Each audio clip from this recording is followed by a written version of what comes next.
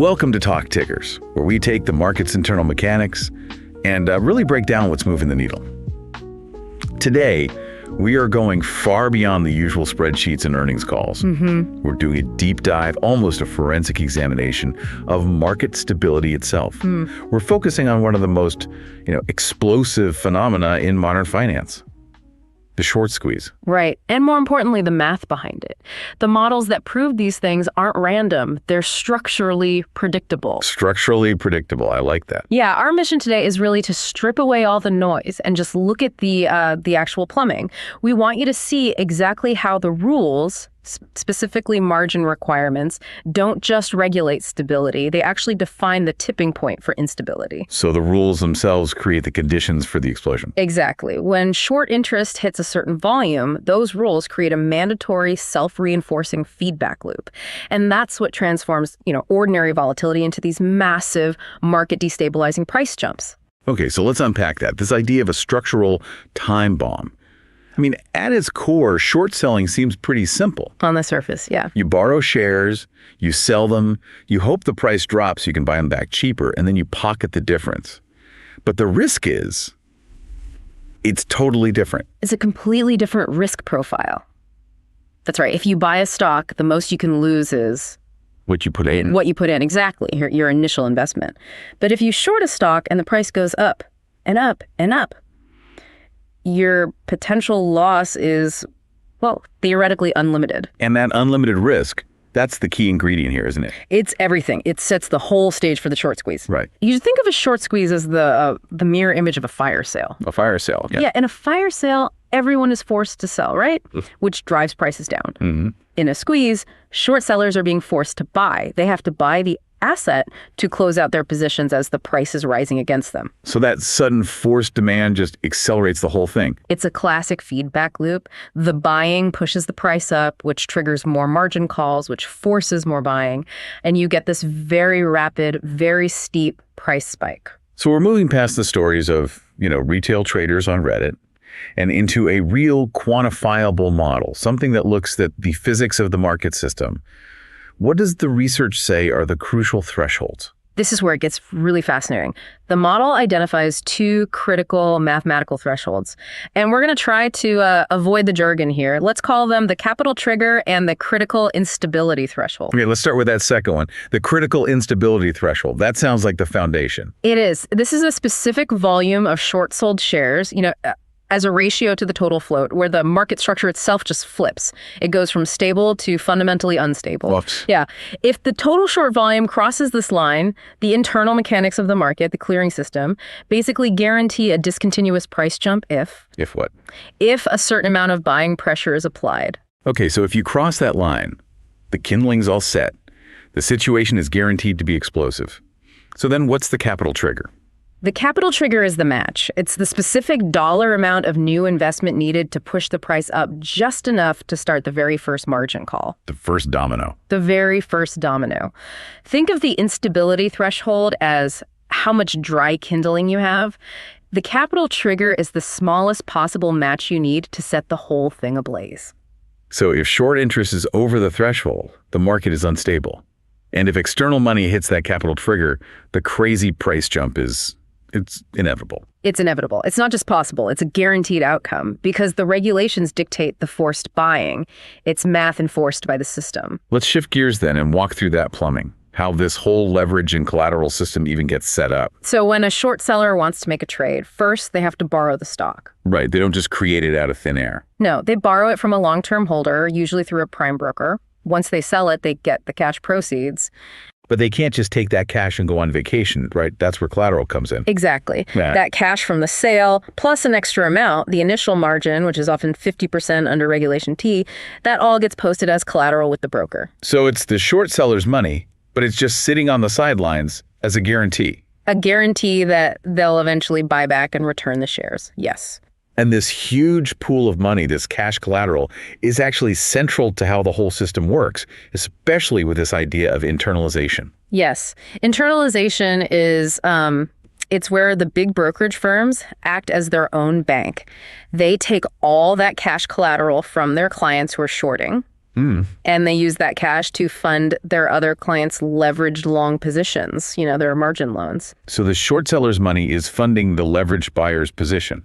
They're matching a client short with a client long, all in-house. Why is that so critical for this whole instability discussion? Well, it creates this deep interconnected risk. If a stock that's heavily shorted suddenly spikes, and all those short positions get liquidated at once. The brokerage firm suddenly loses all that collateral they were using for funding. Instantly. It makes the entire structure incredibly vulnerable to sudden liquidation stress. And there's supposed to be guardrails for this. In the US, it's mostly Regulation SHO, which is meant to stop failures to deliver. Right. A failure to deliver is just when a seller can't actually provide the stock by the settlement date, which is now T+2. So what did Reg SHO do? Well, the main thing is the locate requirement. Before a broker can even execute a short sale, they have to have reasonable grounds to believe the security can actually be borrowed and delivered. It's supposed to prevent phantom selling. Exactly. But the real teeth, the mechanism that turns volatility into a squeeze, is in the closeout rules, specifically Rule 204. That's the one. That's the critical piece. Rule 204 basically says any failures to deliver have to be closed out, meaning bought back within 4 days. The firm must purchase or borrow shares to fix the failure. It's a government-mandated buyback rule. It is, and it gets even tougher for what are called threshold securities. Which are? Stocks with really big, persistent failures to deliver for 5 straight days. If those fails last for 13 settlement days, it triggers an immediate mandatory buy-in. The rule forces buying pressure into the market. So all of this is the backdrop. The real stress point, the knife's edge, is the maintenance margin for the individual short seller. That's it. They have to keep their account value above a certain level, usually 25%. If the stock price goes up, their account value goes down. And if it drops below that maintenance level, The dreaded margin call. the margin call is triggered. And the short seller has 2 choices, neither of them good. Right. They either have to post more cash immediately, Or they have to buy back and return the shares. And when a stock is spiking, most firms are going to choose to buy back the shares. It's the fastest way to cap the loss. And that forced, immediate buying, that's the spark. That's what starts the squeeze. this whole structural understanding, it just changes everything. It's not about what people might do anymore. It's about what the system requires them to do. Exactly. So let's bring this back to the investor context and those 2 core concepts you mentioned, the critical instability threshold and the capital trigger. Right. The instability threshold tells you if the structure is primed to explode. The capital trigger tells you how easy it is to light the fuse.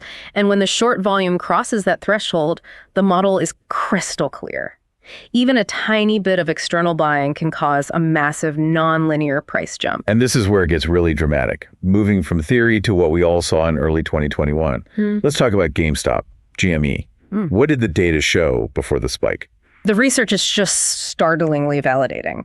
In December 2020, before the big squeeze, GME's short interest ratio was about 10.2. The model estimated its critical instability threshold was around 0.615. Wait, so the short interest was almost 17 times higher than the level for instability. 17 times, yes. The structure was just incredibly unstable. So what did the model predict would happen? Because that threshold was so completely blown past, the model predicted a significant short squeeze wasn't just likely, it was basically inevitable. It projected a theoretical price jump of over 1,900%. 1,900%. A 20-fold increase in price, predicted purely by the clearing mechanics, not by, some future earnings report. That's incredible. And what about the catalyst, the capital trigger? Yeah. How much money was needed to set that off? The model calculated that the whole catastrophic jump could be triggered by external capital purchases of only around $7.3 million. That's nothing in the grand scheme of the market. It's tiny. A few large buys, a bit of concentrated retail interest, that's all it took to set off a 1,900% explosion. And the price movements we saw were very consistent with what the model predicted. And we saw a similar pattern with AMC Entertainment, too. Absolutely. AMC's short interest ratio was around 4.17, again, way over the threshold. The model there predicted a jump of over 700%. So these wild moves weren't random market madness. Not at all. They were the predictable, measurable result of regulatory mechanics hitting a dangerously high, unstable short volume. Okay, to really drive this home, let's look at a counterexample, a stock that hadn't exploded yet, using data from early 2022, Rite Aid. How could an investor use this model in real time? At that time, RED's short interest ratio was also extremely high, about 8.0, so the structural instability was definitely there. Okay. But the key difference was the capital trigger. The model estimated only about $1.2 million was needed to potentially initiate a squeeze. So even less capital than GME required to start the chain reaction. Much less, which tells you that not only was the structure unstable, but the barrier to entry for lighting the fuse was incredibly low. And the projected size of the squeeze was still substantial, around 1493%. So this is how you can use the model to see not just which stocks are heavily shorted, but which ones are unstable and easy to trigger. Precisely. This all brings up a fascinating dynamic in investor choice, which connects back to the collateral we talked about, the difference between fixed and variable margin costs. That's a great point. The type of collateral investors provide actually feeds the system's stability or lack thereof.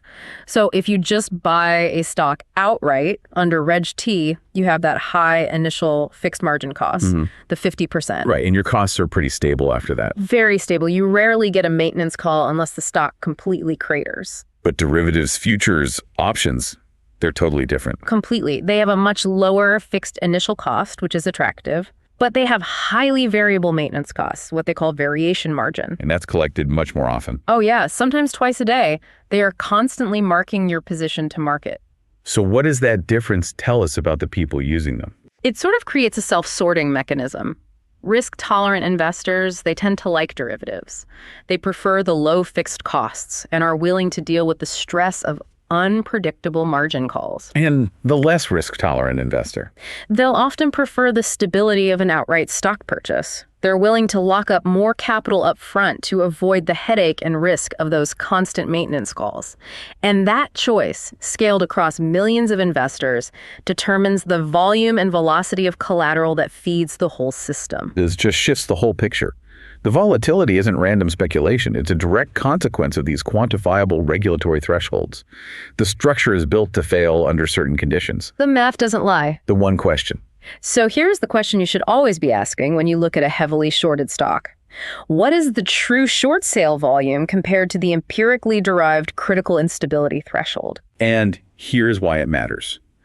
This single metric quantifies whether a stock is just volatile, or if its underlying market structure is fundamentally unstable. It predicts the potential for a catastrophic, discontinuous price jump, a guaranteed regulatory explosion. To sum it all up, the stability of a highly shorted asset, it's not subjective. It really hinges on these clear, measurable parameters. The critical instability threshold tells you about the vulnerability, and the capital trigger tells you about the spark. So understanding these dynamics means you're no longer relying on rumor.